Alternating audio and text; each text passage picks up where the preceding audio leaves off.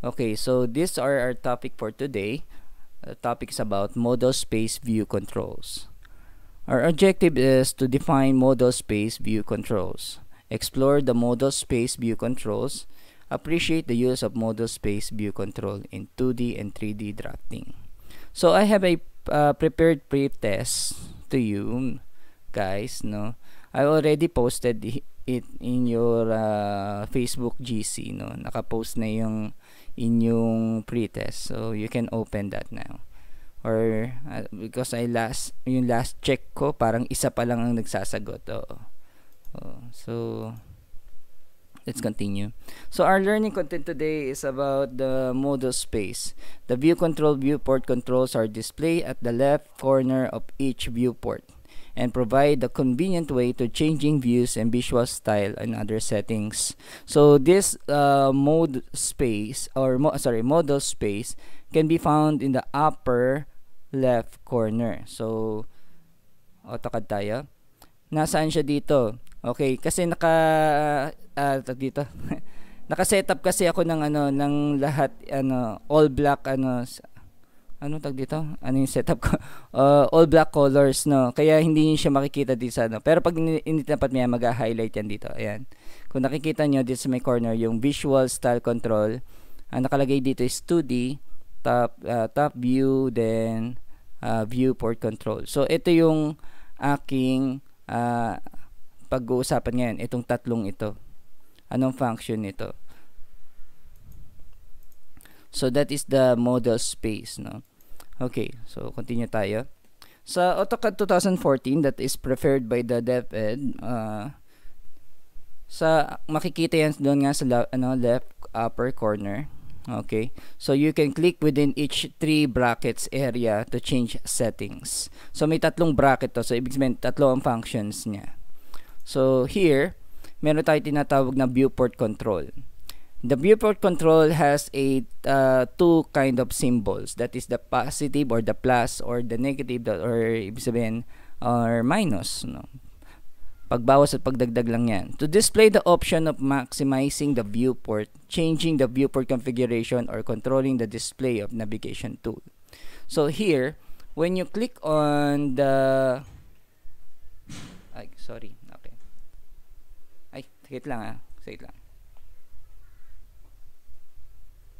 Sige lang.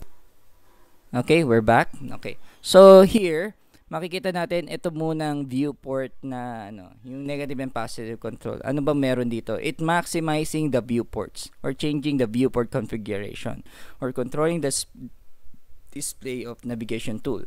So dito pag click natin siya, magda-drop down siya ng restore viewport configuration list. And view cube, steering wheels, navigation bar. So yan. So pag gamit niyan sa AutoCAD. Okay, punta tayo dito. So sa akin naka-negative dito. Pag click natin yung restore, ibig sabihin kung may binago kayo sa settings, babalik siya sa dati. Yung kanyang dito, yung dating setup niya before nyo pa siya binago. Dito naman sa viewport configuration list, dito nakalagay sa akin is single. So ibig sabihin isa lang yung nakikita. So ibig sabihin pag pinili natin tong mga nasa ibaba dito, magkakaroon ito ng iba-ibang klaseng view style, no. For example, I click the to vertical. When I click on the to vertical, mahahati siya sa dalawa. So ibig sabihin tong isang ito, pwede kong baguhin yung itsura niya. Ayan. Nakabaliktad pala siya. So, yan siya. So, ibig sabihin, pwede ako magtrabaho na nakikita ko yung top view or yung floor plan niya, yung floor plan design niya. Yan. Para makalipat ka sa kabilang space, just click on the interface of the So, connected yan. Pag na-highlight ko yan, maglagay ako ng line. Yan. Damay rin yan, no? Temo, nagkaroon rin siya ng line doon sa 3D. So, habang ine-edit ko yan, nakikita nyo na gumagalaw rin siya doon sa kabilang viewport. Okay. So, ito po ay tinatawag na vertical position. Pwede pa natin baguhin yan into horizontal. Pwedeng horizontal siya. Yan. So, pwede rin naman siyang, ano pa ba, meron dito. 3 right, 3 left. 3 right, 3 left. Sa ganyan. So, kung gusto nyo, may iba, pwede nyo kasi baguhin yung ibang view. Ang maganda dito, even though nasa iba-ibang view siya, pag inedit mo yung isang panel dyan, damay rin yung magkaibang panel. So, ibig sabihin, hindi ibig sabihin to, magkakaiba yung project na makikita nyo dito. Halimbawa dito, gusto ko dito front view. Nasaan na yun? Yan.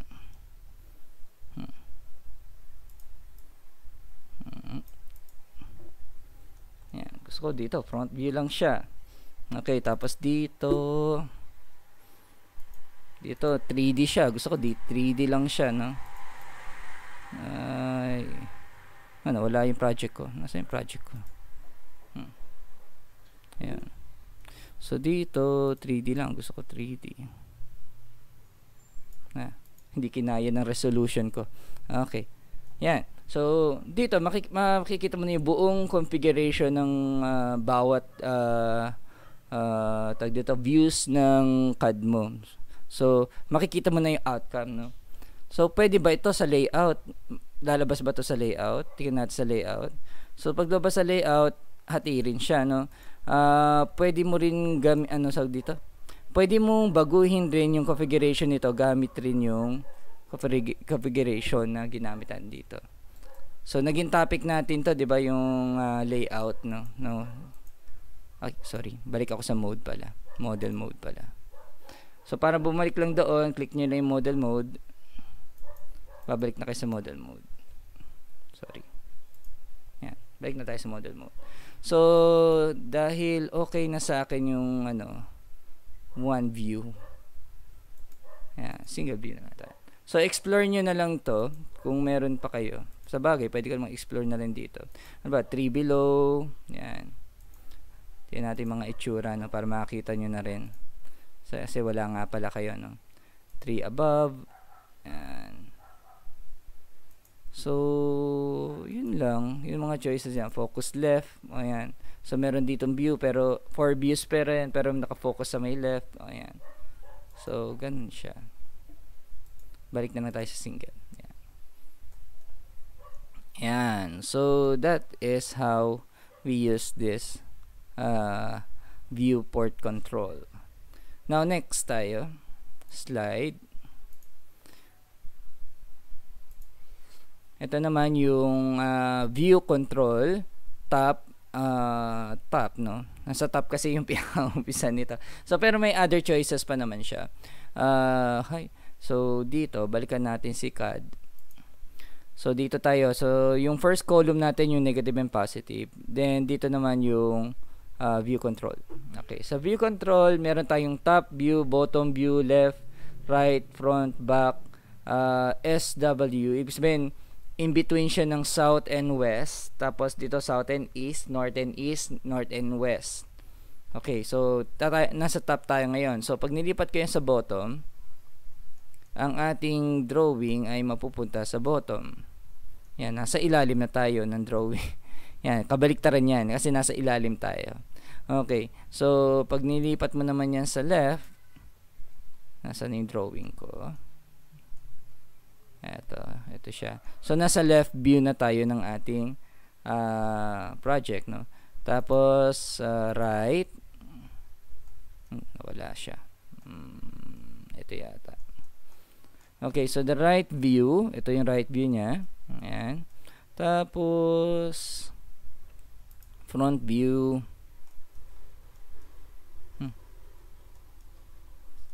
May bintana pala to. Nasaan yung isa?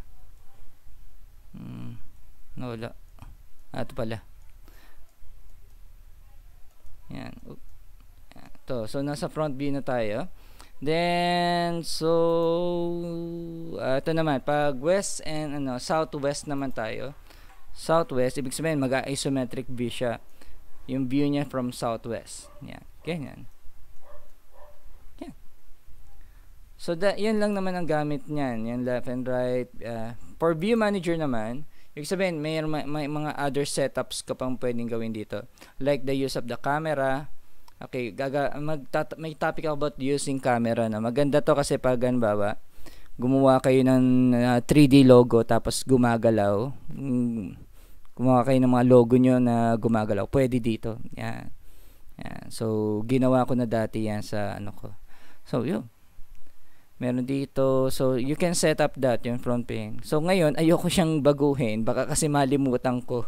Magkagulo-gulo yung setups ko, no? Kaya, bago na lang. Pag meron na kayong CAD, yan. Gumawa na kayo ng sarili yung setup. A good practice for setting up ng computer. Kasi ito, ginagawa ko to.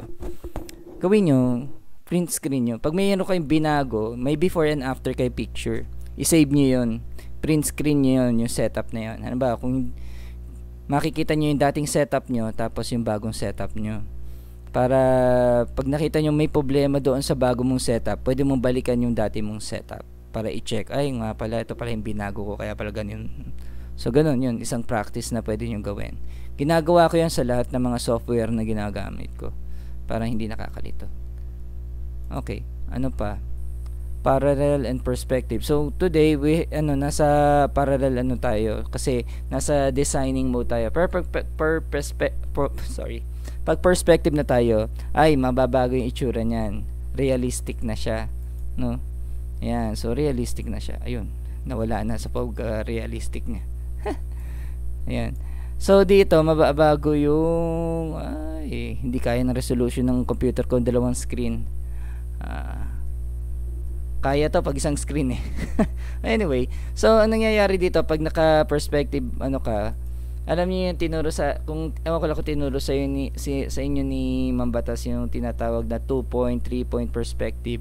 Yun, doon siya nagkakaroon siya ng ganong effects. Lumiliit yung farthest niya, gawa ng perspective. So, ganun po yung idea ng perspective. Anyway, so, yan na po ang lahat meron dito sa drop down ng custom model view. Doon na tayo sa wireframe. Dito na tayo sa pangatlo. Ano ba tong pangatlo na to? Sabi dito, sumobra ba ako? Dito na, tama. 2D wireframe. A visual style control to click 2D frame to choose better several standard and custom view. So dito meron tayong 2D, conceptual, hidden, realistic, shaded, shaded with edges, shaded with gray, sketchy, wireframe, x-ray. Okay, so tingnan natin kung ano yan. So ba't tayo CAD? Kay CAD tayo, kay CAD yan. So tingnan natin kung ano meron dito. So dito meron tayong 2D. So, click natin si 2D. Ayun na po si 2D. So, 2-dimensional lang po siya. Kaya, 2D wireframe ang tawag dyan. Next, meron tayong conceptual. So, mababago yung itsura natin, no? Yung, ang shading niya is two types of shade lang. Yung, lighter side and dark side niya. So, yun lang. So, makikita nyo dito yung itsura ng conceptual. Meron tayong hidden. Yan. Ano yung hidden line? So, yun yung mga i-hide niya yung mga hindi katulad ng wireframe. Pag tingnan niyo yung wireframe, kita yung mga lines sa likod, no? Yung bagay, yung buong kabuuan niya. Pero pag naka hidden ka, tinatago niya yung mga so nakikita natin yung realistic even though na wireframe ang dating niya. Pero nakatago yung ibang side ng drawing. So, next, meron tayong realistic. Yan. So, ito yung makatotohanan. Kasi itong design ko, bawat poste niyan, iba-iba yung niyan, iba-iba yung pagkakagawa dyan. So, ibig sabihin, nilalagyan ko yan ng layering eh. Saan ba yung layering tool dito? So, saan ko ba nailagay yan? So, anyway, so bawat layer niyan, meron siyang tinatawag na yung appearance niya, no? Halimbawa, solid, brick, ganyan. So, nilalagyan namin yon. So, dito kahoy siya, no? So, wooden. So, ang lalabas niya, wooden talaga siya. Parang kahoy talaga siya. Yan, pag tinilapit mo, parang kahoy na kahoy talaga siya, no? Tapos, pagdating dito sa, bricks. So, magkakaroon na siya ng bricks. Tapos, glass, no? Yan, mapansin nyo, translucent yan, salamin yan. Glass talaga yan. Tapos dito, syempre, cement wall. Tapos pwede mo siyang painted, no, gagawin mo pinturado. Katulad dito, pinunturahan ko na tong side na to, pero ito hindi pa. Nahanap ko yung finish nito eh. Tapos ko na to eh. Actually, natapos ko na to. Hindi ko makita kung saan ko siya nailagay or saan ko na-save. So, ito yung part na ginubuo ko pa lang siya. May bubong na to actually. Oo, hindi ko nga mahanap yung buong nito, project ko. So ito ay ginamit ng isang taga Batangas, no, nagpa-disenyo sa akin. So bungalow house lang ang kanyang bahay. So ito yung design na ginawa ko. So kung kayo ay may tumatanggap ng halimbawa pa-charcoal, nagpapa-charcoal kayo, no, it's range from 100 to 500 or sometimes pag malaki 1,000, no. Pag tumatanggap ng mga ganitong project, 10% ng project ng pagpapagawa ng bahay. Halimbawa, kung ang project ng bahay 1 million, yung 10% sa inyo. Nakuha nyo? Sarap maging draftsman, no? 10% na mapupunta sa inyo kasi sa inyo ang design. Okay. Ako huwag kayong papayag na 5% lang. Maliban kung may kahati si architect sa akin sa engineer. Yes, Jasmine, may sinasabi ka? Okay, kala ko may sinasabi. Okay. Anyway, yan. Tapos, ito naman yung shaded. And, so, same pa rin, pero shaded na siya. Then next, meron tayong shaded with edges. Shaded siya, pero may mga outline siya na puti. Yan, kasama yung outline na puti. Okay. Meron din tayong shaded of gray. Gray lang siya. Yan. Meron din tayong sketchy. Yan. Ganun. Parang in-sketch lang siya. Tingnan nyo malapitan. No? Kala mong sinulat lang ng kamay. No? Sketchy siya. So, wala. Parang lang. Tag dito. Artistic lang. Design. Kasi yung some tag dito. Some art dito. Ginagamit lang nila for visual purpose, for design lang. Halimbawa, kung meron kayong gawa kayo ng logo nyo, tapos i-sketchy nyo para magandang tingnan. Ayan, ganun lang. Then next, meron tayo wireframe. Ito yung pinakakilala sa lahat. Wireframe lang. Meron tayong x-ray. Yan. So, parehas lang siya na realistic, pero this time, tagusan siya, no? Kita yung nasa likod, no? So, that is, so, galaw natin ng konti para magandang tingnan. Yan. Pagdating dito, sorry. Then, x-ray. Yan. So, kita nyo yung nasa likod ng drawing. So, that is the use of x-ray. Yan. Napakasimple lang ng design ko dito, no? Pero, nabenta siya. Bakit siya nabenta? Kasi, syempre, sa visual pa lang, dapat mapahanga mo na yung customer mo. Pag napahanga mo na yung customer mo, hindi magdadalawang isip magbigay ng malaking pera yan. Ganun lang yun. So, ito. Okay, sorry, hindi ko nabanggit, no. So, paano nag-pop out to, no? Nandito yan sa Visual Style Manager. Ngayon, ang Visual Style Manager, yun pa rin yun. Kung ano yung nasa laman nito, yung 2D, conceptual, ganyan. Ngayon, dito nyo siya i-edit in other settings. Kung gusto mo siya pang i-setup in a different mode pa, dito mo na siya babaguhin. Haba, kung gaano kalakas yung lighting o highlight intensity ng light, yung shadow display ba niya, i-off mo or i-on. Ganun yan. Environment, background, i-on mo ba siya? Ibig sabihin, yung background, bibigyan mo siya ng another setup, no? Yung gusto mo, black na black, mga ganun. Or shadow on. Pag silhouette edges, gusto mo okay. Saan ba tayo? X-ray tayo, di ba? X-ray. Halimbawa, pag tinanggal ko yung shadow off natin. Ground shadow. Maple shadow. Okay. May nangyari na ba? Wala. Wala pa pala akong background. Okay. Kailangan kasi dito meron kang maglalagay ka muna kunyari ng lupa para lumabas yung shadow. Hindi kasi lumalabas yung shadow kasi nang walang lupa. Sa bagay, sa iba pang sa bang settings pa yan. So, silhouette and face settings, ano pa ba? Ayan.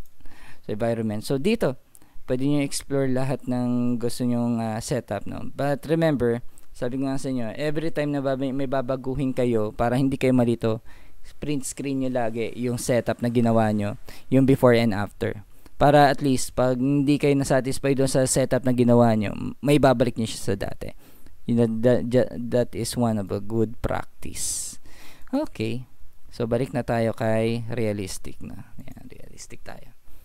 So, yan po ang gamit nito. So, yan lang po ang topic natin ngayon. Sabi ko sa inyo, maiksi lang to eh. So, ano ang magiging activity nyo dito? So, based on what you have learned for today, this is your activity. Okay. Yan. So, meron ako ditong tatlong different visual presentation.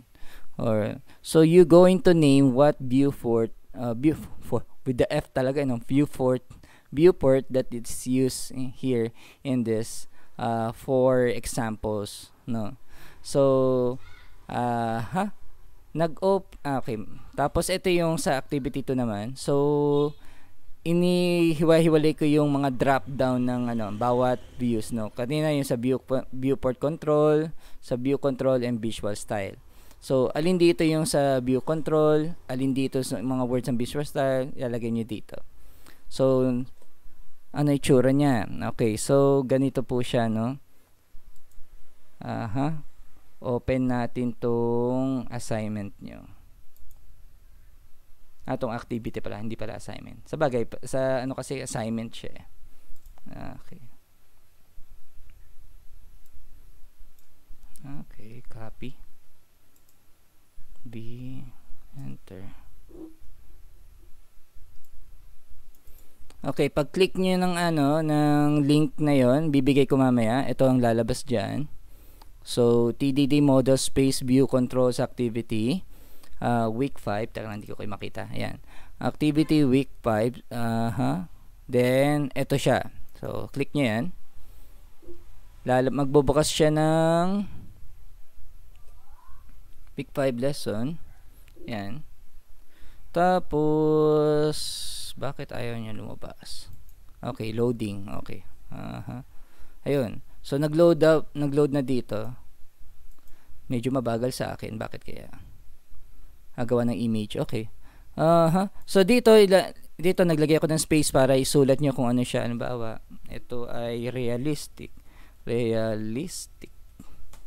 Ganun. Tapos dito, ano naman siya? Ano naman to? Ayan, lagay mo doon. So, yun lang. Ganun lang. Simple. You just simply identify what the visual, dito. Ayan, kaya nyo tapusin to ngayon din. Ito naman, for the second activity naman, ito naman, paghihiwa-hiwalayin nyo naman dito yung alin sa viewport. So, yan, pwede nyo i-edit yan, no? Pwede din kayo maglagay. Hindi pala ako naglagay, no? Nakalagay doon sa, slide ko. Edit ko na ngayon. Okay, dito ilalagay nyo viewport control. Doon pala dapat ko i-settings.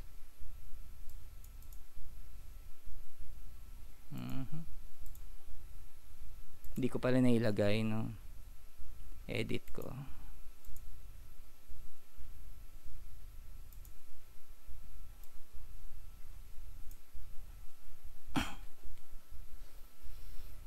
Okay, so dito, loading na naman siya. Viewport control. Yan na, ini-edit ko na. Automated naman tong tong link na to, kaya kung ano may edit ko, lalabas yan doon. So dito, ang lalagay nyo dito is viewport, tama ba ako? Viewport control.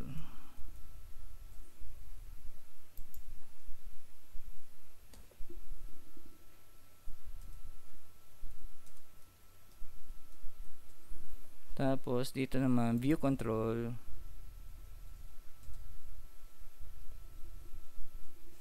And dito naman visual style.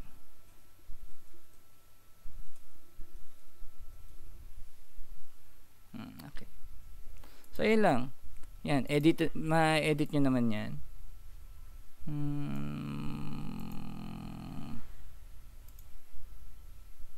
Pangit.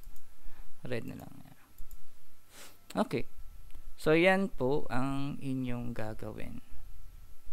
So, nasaan yung slide ko? Ay, nag-off na pala ako ng slide. Okay.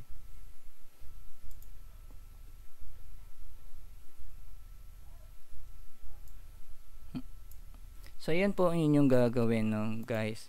So, may tanong pa kayo for this this lesson?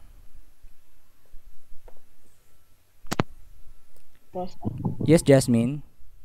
Wala po. Wala. Kalak may tanong. Okay, Frances, wala na?